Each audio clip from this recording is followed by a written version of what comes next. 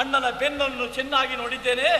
ಇವತ್ತು ರಥ ಎತ್ತುವುದಕ್ಕೆ ಪ್ರಯತ್ನ ಪಡುತ್ತಿರುವಂತಹ ಕರ್ಣನ ಬೆನ್ನನ್ನು ನೋಡ್ತಾ ಇದ್ರೆ ಆ ಅಣ್ಣನೇ ಹಾಗೆ, ಆ ಅಣ್ಣನಿಗಿಂತ ಅಧಿಕನಾಗಿ ಇವನು ಕಾಣ್ತಾ ಇದ್ದಾನೆ. ಏನು ಸ್ವಾಮಿ, ಒಡ ಹುಟ್ಟಿಗಿಂತಲೂ ಅಧಿಕನಾಗಿ ಇವನು ಕಾಣಬೇಕು ಅಂತ ಆದ್ರೆ ಏನು ಪ್ರಭು, ನಮ್ಮ ವಂಶವೃಕ್ಷದ ಬುಡದಲ್ಲಿ ಇವನು ಹುಟ್ಟಿದವನೇ. ಈ ಕರ್ಣ ಯಾರು ತಂದೆ? ತೆಗೆವಾಗಲೊಂದು, ಬಿಡುವಾಗ 10, ಹರಿವಾಗ 100, ಲಕ್ಷೋಪಲಕ್ಷವಾಗಿ ಲಕ್ಷವೇದಲ್ಲಿರುವಂತಹ ನನ್ನ ಕರಗಳು ಲಕ್ಷ ಸ್ಥಾನದಲ್ಲಿ ಉಳ್ಳಂತಹ ಕರ್ಣನನ್ನೇ ಅಲಕ್ಷಿಸು ಅಂತ ನನ್ನ ಮನಸ್ಸು ಹೇಳುವುದಕ್ಕೆ ತೊಡಗಿದೆ ಅಂತಾದ್ರೆ ಇವನು ದೂರದವನಲ್ಲ, ನನ್ನ ಹತ್ತಿರದ ಬಂಧು ಪ್ರಭು. ಯಾರು ತಂದೆ ಈ ಕರ್ಣ? ಯಾರು ಪ್ರಭು ಹೇಳು, ಇವನನ್ನು ಹೇಗೆ ನೋಯಿಸಲಿ? ಸಾಯಕಗಳಿಲ್ಲವಗೆ ಕರದೊಳಗಾಯತದನುವಿಲ್ಲ, ಸಾಯಕಗಳಿಲ್ಲವಗೆ ಕರದೊಳಗಾಯತದನುವಿಲ್ಲ.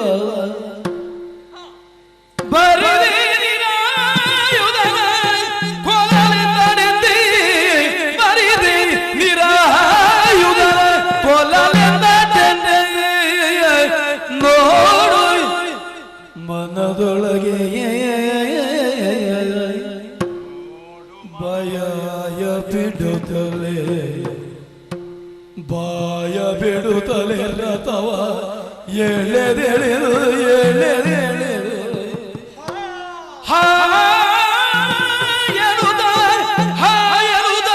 ನಿಂದವರ ಮೇಲೆ ಉರುಗಾಯ ತೋರುವರೆಂದು ನೀ ನಿಷ್ಕರುಣಿ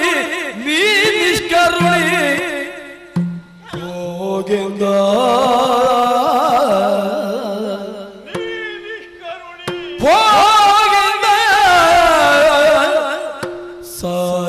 ಸಾಯಕಗಳಿಲ್ಲವಗೆ ಕರದೊಳಗಾಯತದನುವಿಲ್ಲ.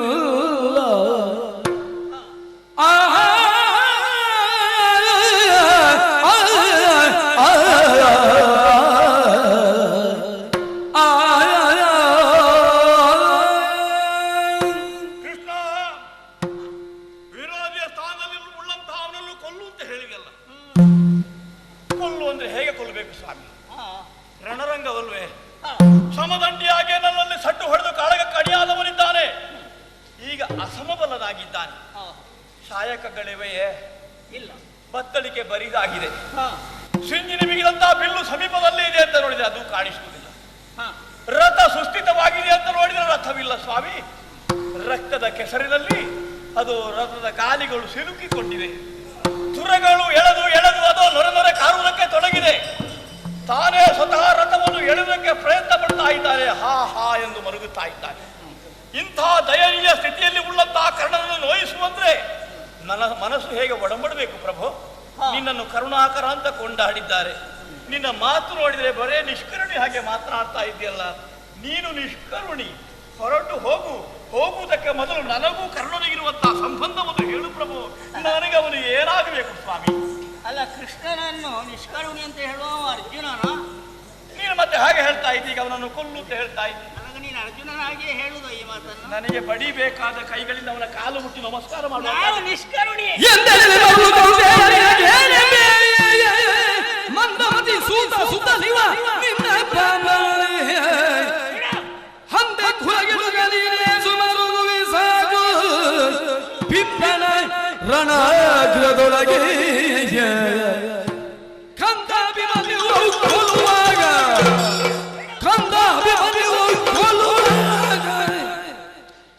ಎಸೆವ ಸಂಬಂಧವರೆಂದಿರುವುದ ನೋಡಿದರೆ ಬಿಡು ಮೃತ ಬಂಧುತನ ಬಳಿಕದನು ಬಿಡಿದು ತೊಡು ದಿವ್ಯ ಮಾರ್ಗಣವ ಎಂದನು.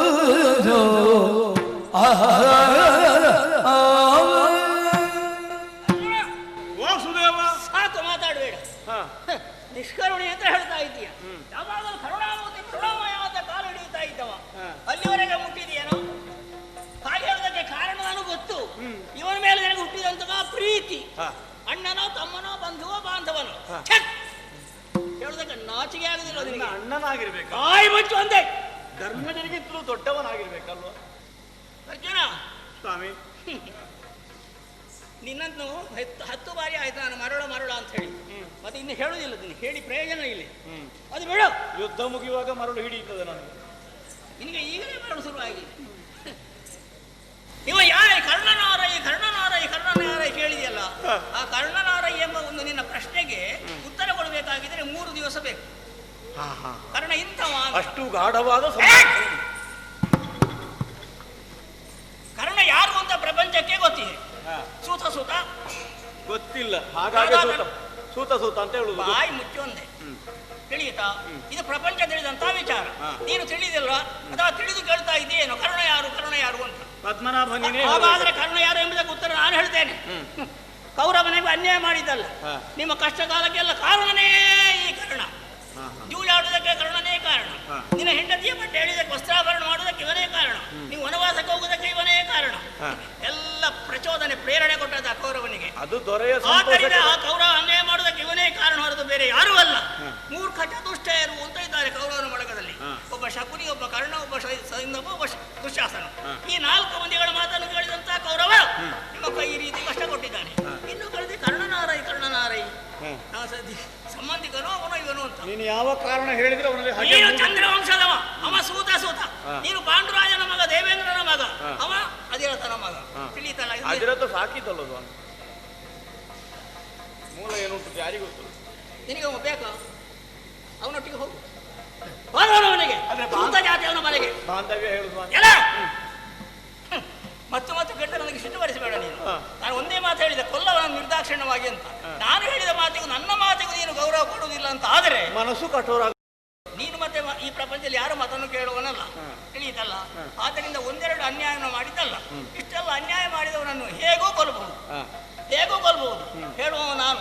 ಮೋಸ ಮಾಡಿದವನು ಮೋಸದಿಂದಲೇ ಕೊಲ್ಲಬೇಕು, ಅನ್ಯಾಯ ಮಾಡಿದವನು ಅನ್ಯಾಯದಿಂದಲೇ ಕೊಲ್ಲಬೇಕು. ಹೇಳುತ್ತಿರುವವನು ನಾನು. ನಿನಗೆ ಬೇಕಾದಷ್ಟು ಹೇಳಿದೆ ಮತ್ತು ನೀನು ಧನ್ವೆತ್ತುವುದಿಲ್ಲ, ಅವನನ್ನು ಕೊಲ್ಲುವುದಕ್ಕೆ ಮುಂದಾಗುವುದಿಲ್ಲ, ಮನಸ್ಸು ಬರುವುದಿಲ್ಲ.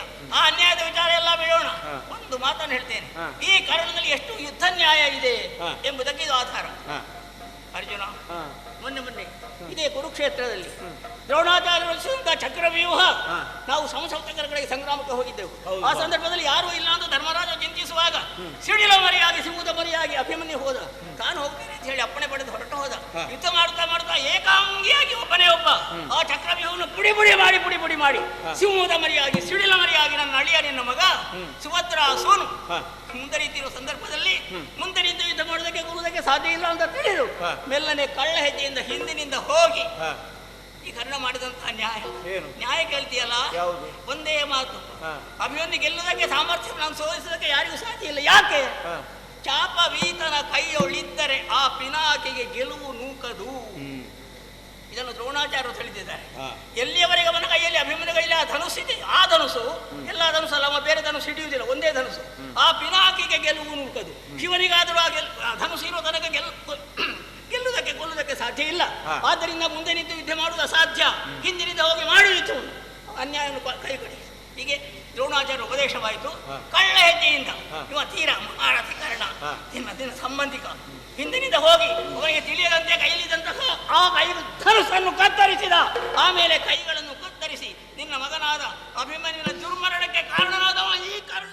ನಮ್ಮ ಚಾನಲ್ನಲ್ಲಿ ಬರುವ ವಿಡಿಯೋಸ್ ನಿಮಗೆ ಇಷ್ಟ ಆಗಿದ್ರೆ ಲೈಕ್ ಮಾಡಿ, ಶೇರ್ ಮಾಡಿ, ನಮ್ಮ ಚಾನಲನ್ನು ಸಬ್ಸ್ಕ್ರೈಬ್ ಮಾಡಿ, ನಮ್ಮನ್ನು ಬೆಂಬಲಿಸಿ. ಯಕ್ಷಗಾನ ಗೆಲ್ಗೆ.